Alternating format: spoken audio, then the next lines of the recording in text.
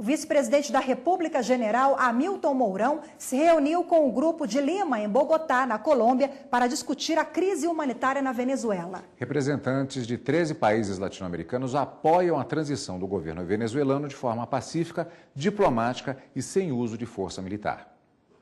A fronteira com a Venezuela segue fechada pelo 4º dia. Conflitos entre imigrantes e militares venezuelanos foram registrados desde o último sábado. A ordem do presidente Nicolás Maduro é impedir a entrada de ajuda humanitária no país, que já sofre também sanções econômicas impostas pelos Estados Unidos.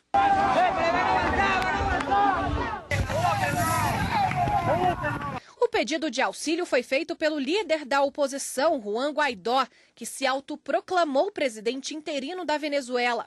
Com a economia em colapso, a população sofre com escassez de alimentos, de itens básicos de higiene e de medicamentos. Na semana passada, o presidente Jair Bolsonaro se reuniu com a cúpula ministerial para tratar da situação do país vizinho. Ficou decidido o envio de comida e remédios. As viaturas que vão transportar esses suministros são venezuelanas, dirigidas, conduzidas por venezuelanos desde Boa Vista até Pacaraima e de Pacaraima até o destino final. Mas nenhuma ajuda enviada pelo Brasil chegou à Venezuela. Caminhões brasileiros e colombianos foram incendiados na fronteira. Do lado do Brasil, o governador de Roraima decretou estado de calamidade pública na saúde por causa da chegada de refugiados ao estado. De acordo com a ONU, atualmente são quase 3,5 milhões de refugiados e imigrantes da Venezuela em todo o mundo. A Colômbia abriga o maior número de refugiados e imigrantes, seguido pelo Peru, Chile, Equador, Argentina e Brasil. Mais de 270 militares, a maioria de baixa patente, abandonaram as Forças Armadas Bolivarianas e entraram na Colômbia, segundo autoridades migratórias. Outros 7 fugiram para o Brasil. Mais de 70 brasileiros estão retidos no vice-consulado do Brasil em Santa Helena de Uairém, esperando autorização para voltar ao país.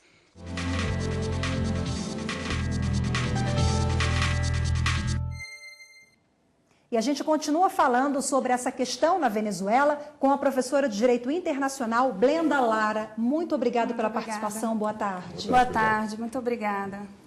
Bom, o que desencadeou a crise na Venezuela e como o Brasil, que faz fronteira com o país, é atingido com essa crise toda, professora? Bom, esse processo ele já se desenha há anos, né, dentro de uma crise interna, tanto econômica quanto política, com várias denúncias de violação de direitos humanos e também denúncias de corrupção em relação ao governo de Maduro. Nós temos uma situação muito específica, que já vinha se desenhando há alguns anos, que é a questão da quantidade de pessoas que têm atravessado a fronteira ao longo dos anos da Venezuela para o Brasil especificamente. O que a legislação fala, como está se dando com essa questão legal sobre essas pessoas que já vieram para o Brasil, têm famílias do lado de lá e agora a fronteira está fechada. Como é que fica a legislação para se administrar isso? Esse é um dos principais pontos que toca o Brasil, né, são os afluxos de imigrantes em função de termos essa fronteira. E é uma dificuldade até mesmo tanto de controle quanto de acomodação dessas pessoas. Mas, naturalmente, o Brasil sempre foi muito acolhedor em relação ao elemento estrangeiro. Claro que tivemos alguns episódios de xenofobia em dados momentos, mas a legislação e sempre a aplicação dela foi muito aberta. Recentemente, com a nova lei de imigração, nós temos ainda um cenário mais favorável à livre circulação de pessoas, que é um novo paradigma diferente do Estatuto do Estrangeiro, que era mais punitivo, regulatório. E em linhas gerais, o que mudou? O que mudou em linhas gerais é que hoje nós temos a ideia do direito à migração, né, que é um patamar e um princípio internacional que toda pessoa é livre para se movimentar pelas fronteiras. E esse é o paradigma pelo qual vai a legislação. Então, são retiradas situações que são mais punitivas em relação a estrangeiros, especialmente aquilo que nós chamamos de estrangeiros indocumentados, que antes eram chamados aí de irregulares, né? E agora nós temos uma situação que eu acredito que seja uma novidade, que é o fato de que nós temos uma quantidade cada vez maior, ainda um número relativamente pequeno, mas já chama a atenção, de praças das Forças Armadas ou da Guarda Nacional Bolivariana que estão desertando na fronteira, passando para o lado brasileiro e pedindo refúgio. Como é que fica, doutora? Sim, exatamente. Ainda continua tendo um afluxo de pessoas e, na verdade, a redução desse afluxo não é por iniciativa do Brasil, mas sim da Venezuela, que fez o fechamento da fronteira. Então, esse controle ele não depende do Brasil. E toda pessoa que tem necessitado desse auxílio humanitário, ou seja, até mesmo da solicitação de refúgio, a notícia é que tem sido concedida aí pelas autoridades. Isso vale também com relação a esses praças? Com certeza. Não há uma legislação específica que trate do tema? Na verdade, quando a gente fala, são duas linhagens dentro da migração. Nós temos o migrante, nós temos um migrante especial, que é o chamado de refugiado, que é aquele que tem um bem fundado temor de perseguição. E certamente alguém que deserta de suas forças armadas, ele vai precisar de uma proteção especial em algum local, né? E qual o significado de ação de ajuda humanitária internacional? Bem, uma ação de ajuda humanitária, ela vai crescer e ela vai se desenvolver a partir do trabalho, especialmente da Cruz Vermelha, né, ao longo dos anos. Posteriormente, agências internacionais como a ONU e suas agências especializadas assumem esse aspecto também.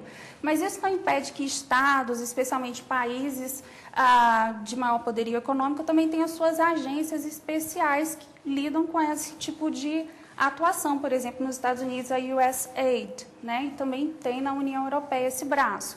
Portanto, o fato de termos todo um arcabouço internacional para prestar essa assistência, seja em caso de calamidade ou em caso de conflito, isso não impede que o Estado bilateralmente também queira fazer esse empréstimo de auxílio, né? Afinal, nós vivemos em um ambiente de cooperação e espera-se que assim continue, né? Uma situação bastante delicada tem sido o fato de que nos conflitos que são bem na linha de fronteira, alguns tiros de balas de borracha estão sendo disparados na direção do território nacional, mas nenhum membro das Forças Armadas brasileiras foi atingido. É uma situação bastante delicada também, mesmo do ponto de vista da legislação internacional. Sim, é uma situação delicada porque se trata de um ato de hostilidade, né? E se ultrapassa aí um território com um ato de beligerância, mas eu acredito que o Brasil tem gerenciado a crise de modo a evitar um conflito que não é nossa tradição, né? E não é também a intenção aí do efetivo militar brasileiro, eu acredito. Ok, professora Blenda, muito obrigada pelos esclarecimentos e pela participação. Boa tarde. Muito obrigada, boa tarde.